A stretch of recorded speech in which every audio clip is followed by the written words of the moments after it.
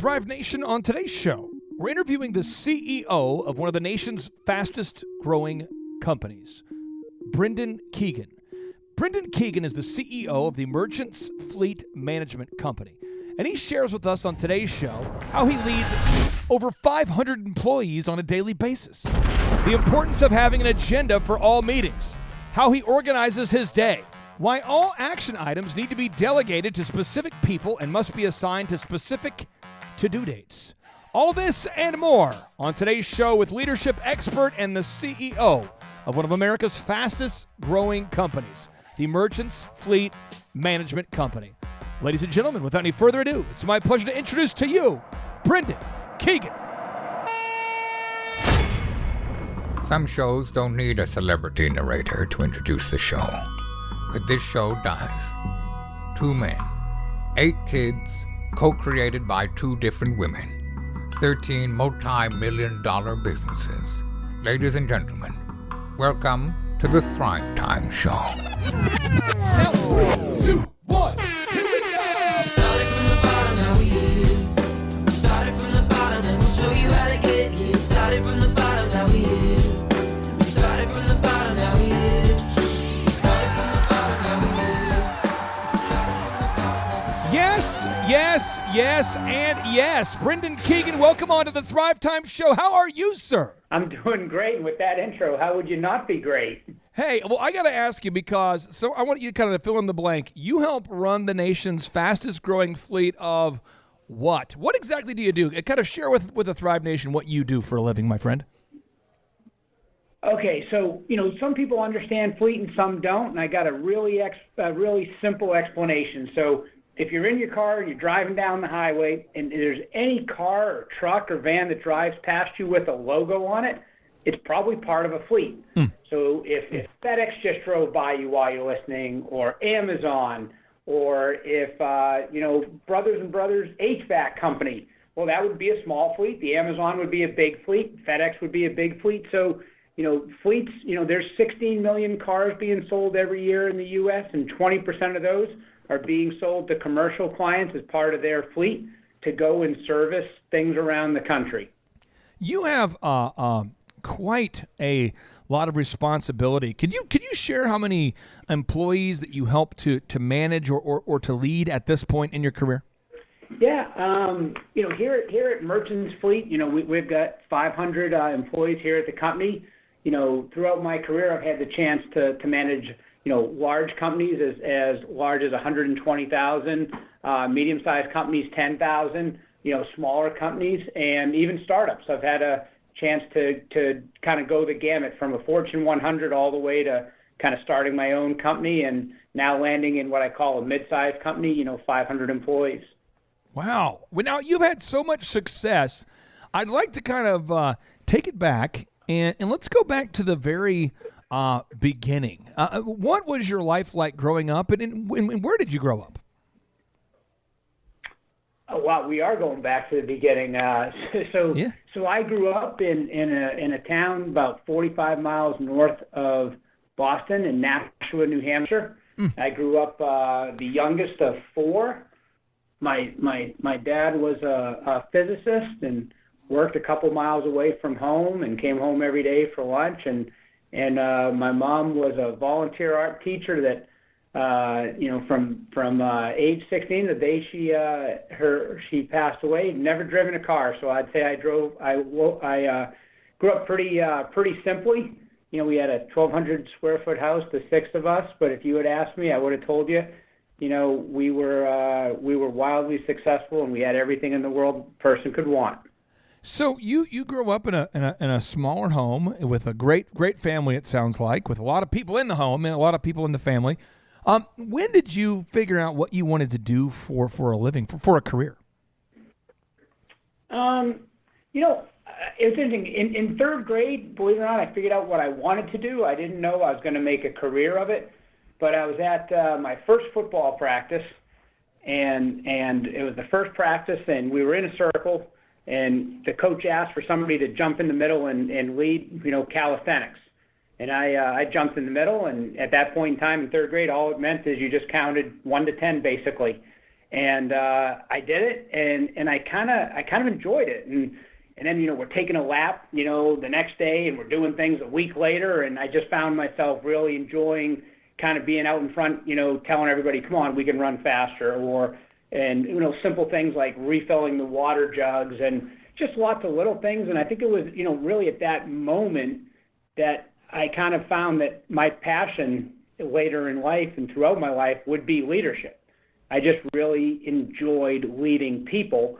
Now, at that time, I had no idea what I was going to do as a career, but, as I kind of went through middle school and high school and college, I really enjoyed leading people. And it all goes back to that time in third grade when they just asked for a volunteer to jump in the middle of the circle, and I was kind of bit by the leadership bug that day. What, so many people have a hard time when we look up somebody like you who manages 500 employees. It can become overwhelming for us to even think about what that looks like on a daily basis. Could you tell us about some of your early jobs? I mean, was your first job right out of high school managing 500 employees simultaneously, or tell us how you got started with your business career? Oh man, I gotta tell you, my first interview for my professional job, I remember interviewing and I hadn't had much of a job success at that point in my life. So my first job was at a company called Nashua Beef Company.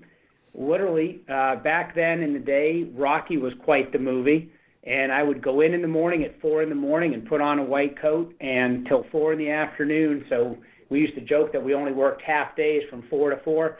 I carried sides of beef and Really? loaded them on cars, and and then did that throughout the day. And it's interesting. I remember interviewing for my first professional job, and it was I was talking to companies like J.P. Morgan Chase and Electronic Data Systems, and I was talking to companies like Anderson Consulting, which was later Accenture, and all these people had these fancy internships, and I had laborer, Nashua Beef Company, on my resume. And I remember telling them in the interview, I probably had the greatest lesson working at that company for, I think it was 4 years over the summer. Wow. And that I learned work ethic.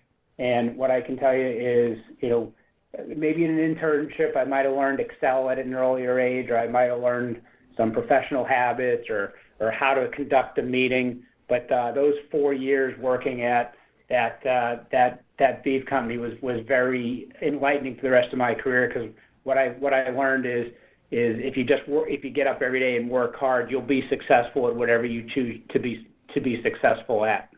Well, walk us through the your kind of career navigating the labyrinth of jobs you had. I mean, kind of maybe a short form overview. You go from beef to managing 500 employees. What were some of the other jobs you had along the way? Yeah, so I went to school for engineering, and after getting out of school, I started with a company, Electronic Data Systems. Some people know it as the former Ross Perot company, and we were 86 on the Fortune 100, and I went into the engineering program there, and I was a programmer. Now, what's also interesting is my son recently found out I used to be a programmer, and he actually said to me, "So, Dad, you used to have a cool job." And so, programming is a pretty cool thing to do. I did that for a while and then moved over to account management and eventually over to sales. Matter of fact, at one point, my manager came to me and said, "Brendan, we think you're better with people than technology." Now, when you're 23, 24, you take everything as a compliment. So I'm not sure if that meant I wasn't good as a programmer, but when I started leading people, I went into sales, and from there just kind of had a chance to work with a lot of great clients, and found that sales to me was less about selling and more about listening and just kind of consulting with the clients and solving their problems. And I stayed with EDS for 10 years and kind of rose up through the sales ranks. And right before my 30th birthday, I became the company's first chief sales officer. Really? And that was a big job. It was a global job. It was a job I wasn't ready for. But I really thank my mentors in the company that really believed in me and thought that I had a good vision for what leading sales would be like. So that was, just to give you a perspective, that was late 99 when the internet boom was going on, and Silicon Valley was taking off. So me and a friend left EDS, and Cisco Systems put a $90 million investment into a startup. That gentleman came over as the CEO, and I came over as his number two, and we did a startup, and that was great. We did that for a couple of years, and then for those old enough to remember, the internet boom became the internet bust, and it was at that point in time I got my first role as a CEO, taking over a company that was in trouble and was looking like it was going to go out of business. And again, one of my mentors said, Vernon, this is the perfect opportunity to be your first-time CEO, in that the company's is struggling. You're good at problem solving. You're good at growing companies. And I went in, and we were able to kind of save it, and sold it a couple of years later on a successful exit. And little did I know at that time that would be my career for the next 12 years, really being a turnaround CEO for a number of companies. I did it for venture capital firms in Silicon Valley for 6 years, and then I did it for private equity firms out in New York for another 8 years. Now, during that time, I actually had a company I was leading. We were about 10,000 folks, and we had our own fleet of vehicles, and that's when I got to know Merchant's fleet, because I became a customer, and actually at the time I was Merchant's largest customer, and we went through procurement and we picked them, and so that's how I got to know Merchants. And I went from being a client to board member to I guess you would say eventually CEO. So it's been an interesting journey over to Merchants. And one thing that's really benefited me as I sit in the seat as CEO, I sit with a very interesting perspective of, I was a client of the company, so I see it through the client's eyes. I was a board advisor, so I see it kind of from an advisory standpoint. I was a consultant to the company, helping out during an interim period. And now as CEO, I get a chance to enjoy it as an employee. So that's kind of running through my career in a little bit there. And, along the way, I've had a chance to manage over 50,000 folks. And probably one of the things that's been unique during that time is raising quite a bit of capital. Raised over $2 billion of capital during that time. Wow. And if you're growing companies, that's something you're kind of always doing as the CEO, is out raising money. So let me ask you this here. I want to backtrack a little bit. You had mentioned you guys had started a $90 million .com business, or a company that had been, someone invested in, or investors invested about $90 million in. Do you mind sharing what that company was, or what that was, just so we have some context for some of the people out there who, our listeners love researching and going back and checking stuff out? So it was late '99. The name of the company was Netigy, and it was right when there was streaming coming out in this thing called Voice over Internet Protocol. And at the time, we just thought, boy, it's going to be really cool. We're going to be able to make long-distance phone calls over our phones and over the internet versus over telecommunication lines.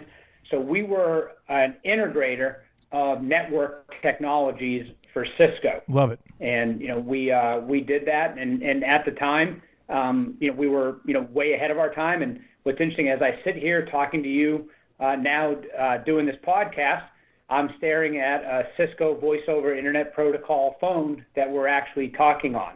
And so back in '99, these things didn't exist. It was very new, and we were the quote-unquote cutting-edge consultants that were installing these for firms around the globe.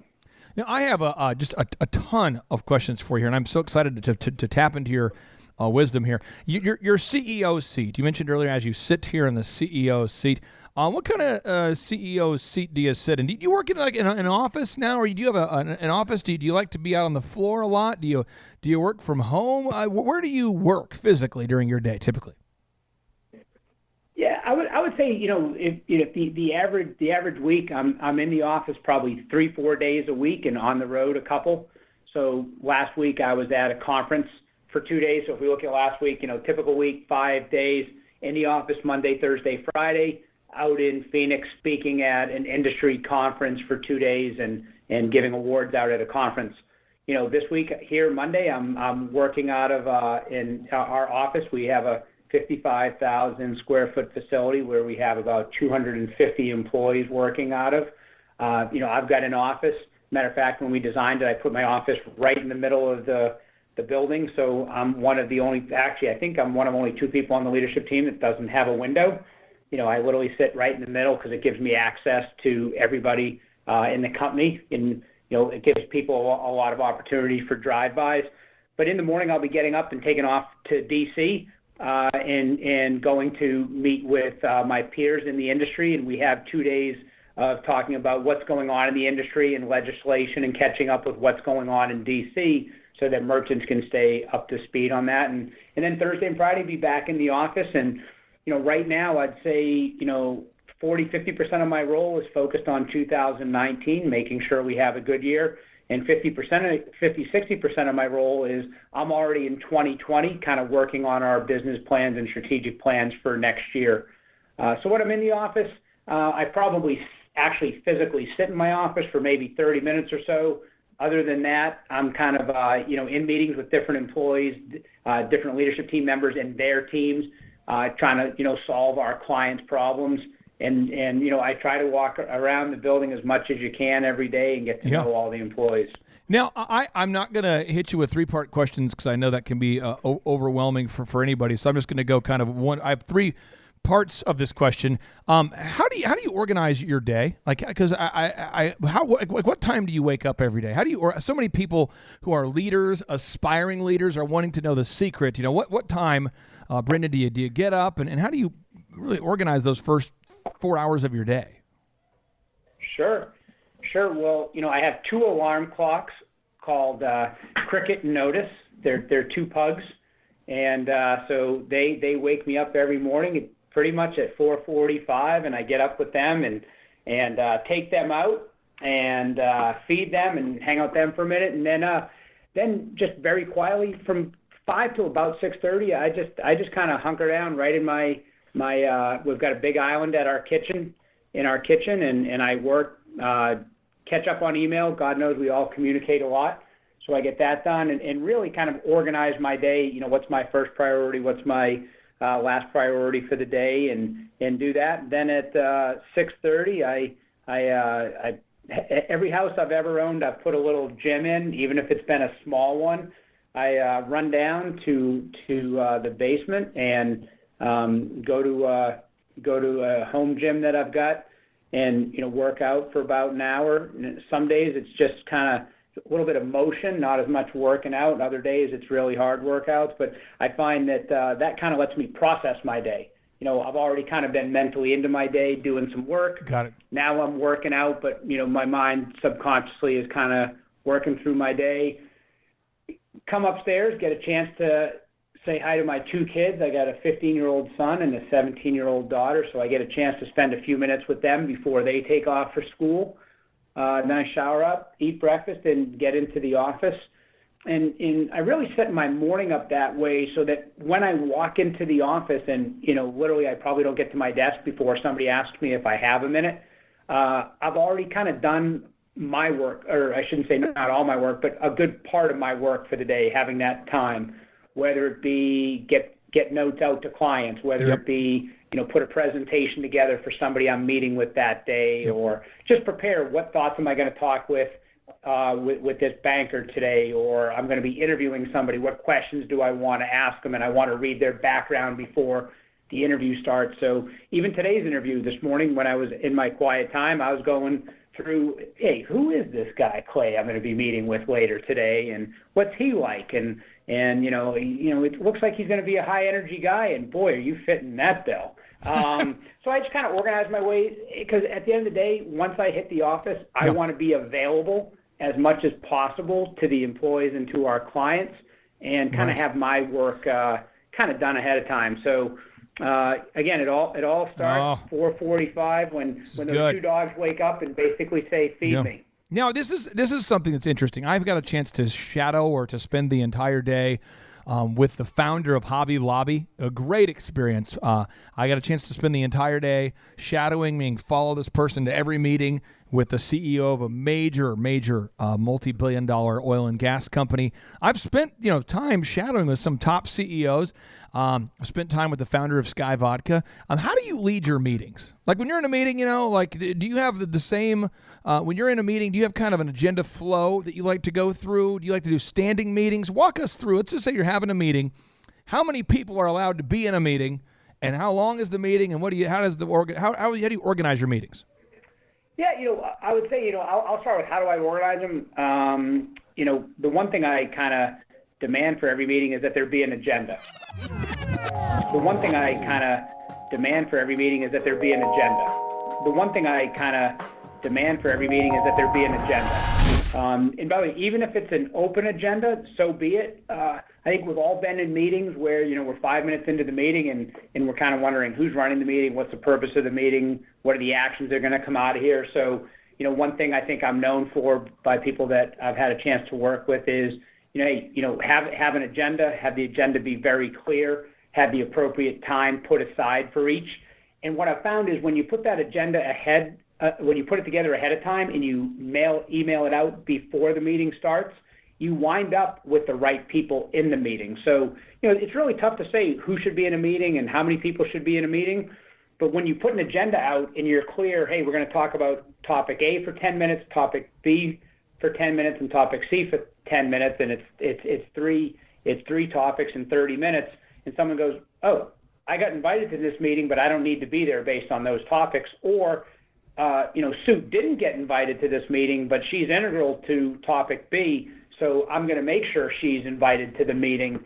I find, that's probably the most efficient thing is getting an agenda out ahead of time, making sure you've then got the right people, letting people opt out and people opt in. And then the second half of that agenda, and whenever anybody puts it together, is action items with three things. What's the action, who owns it, and when is it due? Oh, that's good. Wait a second. That's too good. Thunder, you're getting ready to flow. That's too good. I need to mentally process this for a second. Whoa. Somebody needs to write that down. I want to go back in time. Or back. Can you share that, the three things? That is good. Someone needs to hear that. Shunda, calm down. Wow. So I didn't know it was that good. But, it's good. But I'll give it to you again there, Clay. So going back in time here. So I'm in Clay's time machine right now. Oh, yeah. So literally right on the agenda we have, it's a little table in Microsoft Word, and it says action 1 through 5. You write the action, who owns it, and when is it due. Literally right on the agenda we have, it's a little table in Microsoft Word, and it says action 1 through 5. You write the action, who owns it, and when is it due. Are you saying that people actually write things down and commit to who's doing it and when it's due? Oh, Shunda, repeat that again. Literally right on the agenda we have, it's a little table in Microsoft Word, and it says action 1 through 5. You write the action, who owns it, and when is it due. The show is too hot.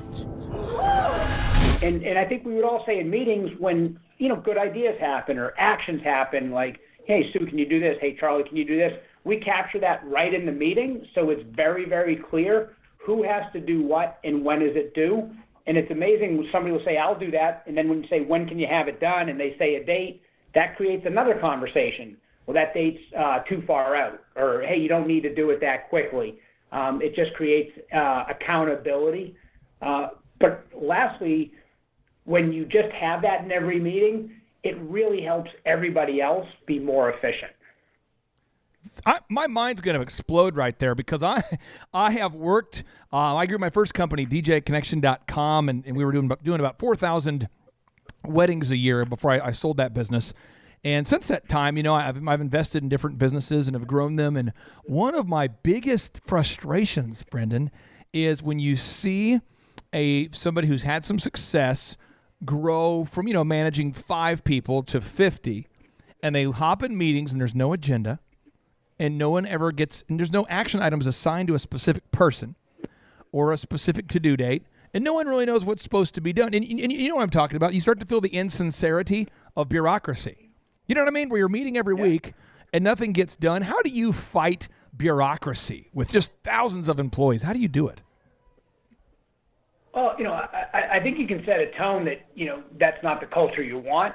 And then secondly, just don't tolerate it. So, and I would say I've done this professionally and tactfully, or at least I hope I have. But, if I jump into a meeting and I walk in and it's clear in the first couple minutes that, we don't have the right people in it, there isn't an agenda, we're running behind, I won't hesitate to say, all right, why don't we reschedule this with the right people and an agenda? Let's get it out ahead of time.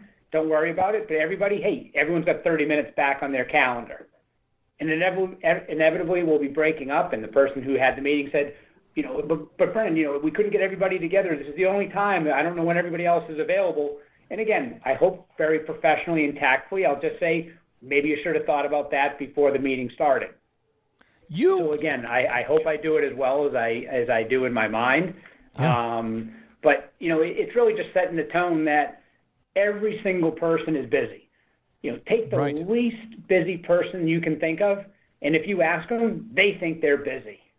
So with that said, we all have to help each other maximize our time and be efficient. So it's, coming back to the bureaucracy, just don't tolerate it. And when you see it, just work your best to cut it out. But also talk openly and say, hey, as we grow, if we start to become bureaucratic or we start to become slow or we don't make decisions as fast, tell people, call us out on that. That's not something we want to do. You've been the speaker of choice for Harvard University, Brown University, Holy Cross, major institutions. You've written articles for Wall Street Journal to Wired Magazine. I know the listeners want to know when you're in a meeting with somebody, and it was clearly decided who was supposed to get the item done, and they clearly knew they were supposed to do it, and they knew what they were supposed to do, and they knew when they were supposed to do it, and then they don't do it. How do you react to that, there, sir? Well, I think I react the same way everybody else does. A little disappointed, and I say disappointed just really by the way you asked the question. If it was clear. If it was known, then they really don't have much of an excuse. Now, what I'll say is more times than not when I see that in meetings, and if I'm part of the meetings, I try my best not to have this happen, is, was it clear? Did the person know? Was there a deadline? And my fundamental belief is everybody wakes up in the morning wanting to be successful. Even people that aren't as successful as they want, they don't wake up in the morning and say, you know what? I'm going to suck today. Most people wake up in the morning and say, I'm going to try to have a good day. So it's cognizant upon leaders, and it's cognizant upon managers, and it's cognizant upon individuals that to make sure it's very clear who is responsible, when is it responsible, what are they responsible for. So what I then take is when it's clear, I take an inquiry versus an advocacy approach. And this is something, I've done, this week, actually on Thursday, I'll actually be not CEO at Merchants Fleet. I'll be a trainer. I'll actually be training people in our Rising Leader Academy and kind of take my CEO cap off and go into leadership training. What I often tell people in those situations, if you advocate and you say, hey, Bob, why didn't you do this? And you should have done this. Oftentimes I go into inquiry mode and say, hey, it appears this wasn't done. Was the deadline clear to everybody? And, all of a sudden people maybe start mumbling, yes, we knew it was due this Friday. And were there some obstacles we weren't planning on? Oh yeah, there was an obstacle. Well, okay, there was an obstacle. Well, should we have had a conversation, or should we have known about the obstacle before today so we maybe could have overcome it and not been in crisis mode? So I kind of go into inquiry mode. Yeah. And what I'm really trying to do in inquiry mode is ask enough questions to turn it into a coachable moment. This is good. And I say coachable moment because if you can coach in the moment, if you can coach live while a situation is happening, people's retention goes up much higher than you meet with them 2 months later during a performance review. Right. You catch up with them, a week later, and you say, hey, remember last Thursday when we were in that meeting? They may or may not remember that particular meeting. Or, sometimes people that aren't as accountable, it's amazing how they can remember the meeting very, very differently. Right. But when you're in the moment and you kind of take a nice, empathetic coaching approach, you can really turn that into how it should be done. And now if I'm directing my energy, say, to you, Clay, and asking you the questions, you may be learning, but I also think everybody else in the room is learning. And I think lots of people are saying, hey, wow, you know what? I know next time if there's an obstacle, I shouldn't wait till the day of the meeting to bring the obstacle up. I should have brought that up as soon as I found it. So, really going from, because it's very easy to be upset. It's very easy to be mad. And I'm no different than anybody else. I get as mad as much as anybody else. It's one of the reasons I work out in the morning. I figure that's where I kind of channel my I don't know what the right word is. Yeah, I get it. It's kind of like if you have some anger or angst, you kind of have to find a good outlet for it. And it seems like the workout might be your spot. Yeah. You have this is a wild factoid here. My understanding there, Brendan, is that you've raised nearly $2 billion of capital in your career. And you might say, the listener might say, that's impressive. Well, what's more impressive is you've actually returned over $4 billion to the investors.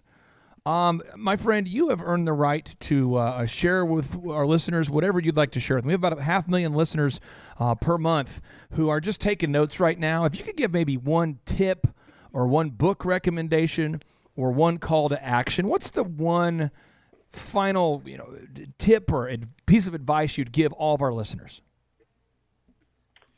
On the raising capital, the piece of advice I'd give is, I'd give two pieces. One would be, whatever you say you're going to do, do it. So if you're trying to raise capital, I actually found raising capital is challenging, but you can do it. You can't do it again and again and again if you tell investors you're going to do X and you do X minus. If you tell investors you're going to do X and you do X, there will always be investors for you in the future.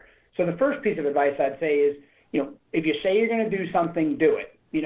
And if you get asked by an investor, can you do 2X? Don't tell them 2X because that's what they want to hear. Because when you do X, they're going to remember and they're not going to give you more capital. And then, raising capital, it is a broad community, but it's also a very closed community in that, you want to have a good reputation. So when it comes to raising capital, I'd say just really simple. Don't overpromise. Tell them what you're capable of doing. When they ask you, can you do more? Can you do it faster? Don't say yes just to get the money because you will need more and there won't be more when you come up with less than stellar results. So, if you say you're going to do something, do it. And kind of the second piece of advice I'd give in kind of parting is a little bit of a life motto that I have for myself, which is have the courage to fail and the faith to succeed. Matter of fact, my wife and I started a foundation kind of under that theme, the Courage and Faith Foundation. And that, if you want to do something great with your life, you have to be willing to fail. If you're always just trying to say, I don't want to fail, I'm not going to take anything risky, I'm going to do the status quo, you're probably going to have a good life, you're going to have a good career, but you're probably not going to have had a great career because greatness is really accomplished when you're doing something that makes you uncomfortable, taking the company out into a new market, trying a new product, trying some new things. Yeah. But at the same time, having the courage to fail. But while you're having that courageous moment or that courageous year or to that courageous approach to a problem or an opportunity, having faith that you're going to be successful. Because, as you take risks throughout your career, as you take risks in your life, there will definitely be moments when you're staring failure in the face and you just got to have the faith that you're going to overcome it, you're going to work through it, you're going to come up with a solution. And, lots of people, when they face that fear, kind of crumble. And I'd say, just, stare that fear and just have faith in yourself, your teammates, your peers, your clients, your partners, your employees, and your friends and family. Where can our listeners learn more about you? Is there a specific website you would direct our listeners to or a specific social media outlet where we can find more about you there, Mr. Brendan? Well, let's see. I don't put a ton out necessarily about me. I'm on LinkedIn. If people want to connect with me on LinkedIn's, the best way. I got my email and phone number out there. Here at merchantsfleet.com. My bio's there. I've got my email out there as well. I keep that very public, as well as my phone number. So if anybody wants to reach out to me, and then just through podcasts and things like this, I get a chance to get out on the speaking circuit quite a bit. As I said, I was out last week. Early this year, I was out at TechCrunch out in Silicon Valley. So cool. I think that would be the best way to reach out would be through my LinkedIn. My email is really simple. It's Brendan Keegan, BRENDAN Keegan, KEEGAN @merchantsfleet.com. Brendan, I appreciate you for being on the show, and Thrive Nation, a little pro tip for you. If you're looking for a blasty blast, just type in Brendan P. Keegan, click on images, and there you will find a beautiful man right there. This guy, wow, getting the workout at 10 in the morning. Brendan Keegan, thank you so much for being on the show. All right, thank you. All right, man. Hey, you take care. And now, without any further ado, 3, 2, 1, boom! What if one awkward, potentially even harsh conversation had the opportunity to serve as the catalyst that would forever change your life? My name is Clay Clark, and I'm the father of 5 kids. I had a goal to be a millionaire before the age of 30 and to hire my dad. And after I achieved my goals, I've spent the vast majority of my professional career helping people like you. Because I care enough about you, I'm willing to have that tough conversation with you today. Because I believe in your future and I know of your dynamic ability to change. Are you tired of chasing your rainbow dreams and being one of the 90% of American businesses that fail every single year? Are you tired of feeling stuck and being one of the 70% of Americans that hates their jobs? Are you looking to build a real business that will realistically create both time and financial freedom for you and your real family while you're still on earth and healthy enough to enjoy it? Are you done with the pyramid schemes, the get-rich-quick hype programs, the no-money-down real estate scams, and those quasi-religious, feelings-focused motivational seminars? Are you looking for the practical and actionable business systems and processes and the strategies that both Dr. Zellner and I have used to build 13 multi-million-dollar real businesses? My friend, these are real companies. We're talking about a real multi-million-dollar optometry clinic, a real multi-million-dollar wedding photography service, a real multi-million-dollar durable medical equipment company, a real multi-million-dollar men's grooming franchise, a real multi-million-dollar marketing company, a real multi-million-dollar auto auction, a bank, a top 10 iTunes podcast in the category of business, and an Amazon best-selling book. So are we lucky? Do we just know how to pick the right industry, or do we know the proven path? My friend, why do 90% of businesses fail, yet all of our businesses don't? What if you knew the proven systems too? Would you too earn financial freedom? But will the system work for you? Well, I don't know. Call Rachel and Tyler Hastings with the Delricht Clinical Research in New Orleans. These folks have implemented our systems over the past 22 months, and they are now making an incredible monthly profit with Delricht Clinical Research of over $100,000 per month. Will the system work for you? I don't know. Call Thomas Crossan with Full Package Media in Dallas, Texas, and ask him what it feels like to go from being a startup to grossing over $100,000 per month with his real estate photography business within 26 months of joining our program and implementing the proven business strategies. But will the system work for you? I don't know. Call Rachel and Ryan with Tip Top Canine and ask them what it's like to grow their dog training business from just one location to over 8 locations within just 24 months, implementing our proven business coaching system. But will the system work for you? I don't know. Call Aaron Antis with Shaw Homes and ask him what it feels like to be Oklahoma's largest home builder and what it feels like to increase the amount of inbound leads that he receives by over 300% within just 18 months of implementing our proven system. So what does it cost? And what's included in this system? My friend, the Thrive Time Show business coaching program is now enrolling just 2,500 people out there just like you into our exclusive Ultimate Business Coaching Program. This program includes 1 ticket to the 2-day, 15-hour, and the world's highest and most reviewed business workshop at the Thrive Time Show World Headquarters in Tulsa, Oklahoma. This program will allow you exclusive access to email your questions to info@thrivetimeshow.com, where they can be answered on the podcast and the live radio show broadcasts. This program will give you access to over 2,500 business training videos, taught by people like the former executive vice president of Walt Disney World Resorts, who once managed over 40,000 employees and 1 million customers per week. You can learn leadership, taught by the iconic investor and two-time NBA champion, two-time gold medalist, and NBA MVP David Robinson. You can learn public relations, taught by the PR consultant of choice for Nike, President Bush, President Clinton, Prince, Michael Jackson, Nancy Kerrigan, and Charlton Heston, and countless other world-class mentors. And my friend, you will gain exclusive VIP access to get a behind-the-scenes look at our businesses, including the elephant in the room. How do the systems work? Dr. Robert Zeller and Associates, how do the systems come together? And the Z66 auto auction. Okay, so what does the world's most effective and practical business school cost you? Well, if you went to the University of Tulsa and studied at a private school, you won't learn anything that will help you to start or grow a real business, and it will cost you $40,221 per year. Now, if you went to Oral Roberts University, where I personally went to school, and studied business at yet another private school, you still won't learn anything practical there either that will help you to grow a successful company. But it will cost you $41,024 per year. So let's do the math. That means that the Thrive Time Show Business School without the BS experience is $39,993 less per year than the University of Tulsa. Again, that means that the Thrive Time Show Business Coaching Program is $39,993 less per year than the University of Tulsa.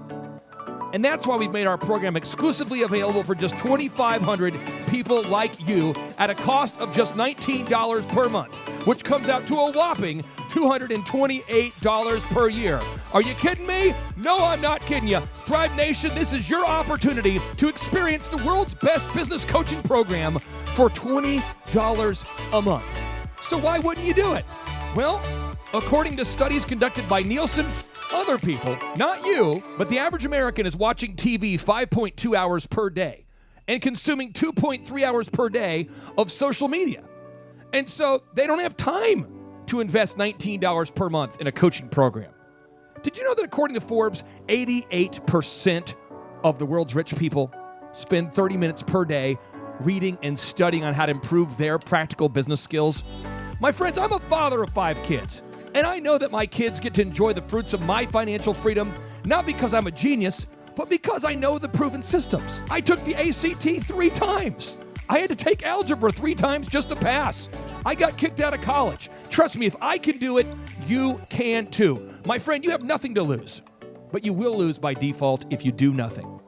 So are you going to act and take advantage of this exclusive offer before all 2,500 spots are taken?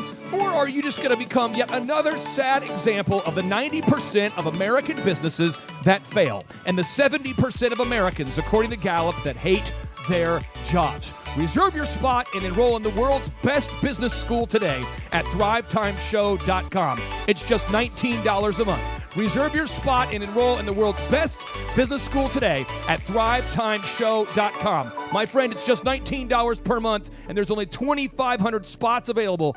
Do not miss out on this exclusive opportunity.